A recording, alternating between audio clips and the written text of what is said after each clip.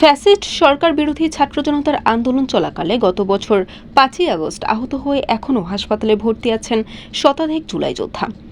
গত বৃহস্পতিবার সন্ধ্যা পর্যন্ত অন্তত ১৩২ জন আহত ব্যক্তি হাসপাতালে চিকিৎসাধীন ছিলেন। তাদের মধ্যে জাতীয় অর্থোপেডিক হাসপাতালে ও পুনর্বাসন প্রতিষ্ঠানে ১০ জন, বাংলাদেশ মেডিকেল বিশ্ববিদ্যালয়ে ৩২ জন, সম্মিলিত সামরিক হাসপাতালে ২২ জন, ঢাকা মেডিকেল কলেজ হাসপাতালে ২ জন এবং জাতীয় নিউরো সায়েন্সেস ইনস্টিটিউট ও হাসপাতালে ১ জন। এছাড়া সাভারের সিআরপিতে ১৯ জন। স্বাস্থ্য মন্ত্রণালয়ের দেওয়া তথ্য বলছে, উন্নত চিকিৎসার জন্য এ পর্যন্ত ৭৫ জনকে বিদেশে পাঠানো হয়েছে। এর মধ্যে সিঙ্গাপুরে ১১ জনকে, থাইল্যান্ডে ৫৬ জনকে, তুরস্কে ৭ জনকে ও রাশিয়ায় ১ জনকে পাঠানো হয়েছে। চিকিৎসা শেষে দেশে ফিরেছেন ২৯ জন।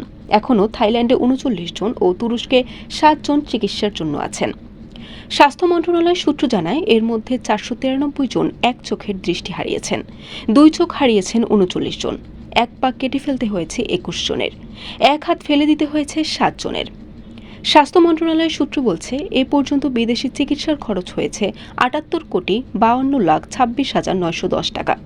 আহত ব্যক্তিদের জন্য যারা দেশের বিভিন্ন হাসপাতালে চিকিৎসা নিয়েছেন এবং নিচ্ছেন, তাদের চিকিৎসার সম্পূর্ণ খরচ সরকার বহন করেছে। বরিশাল.নিউজ।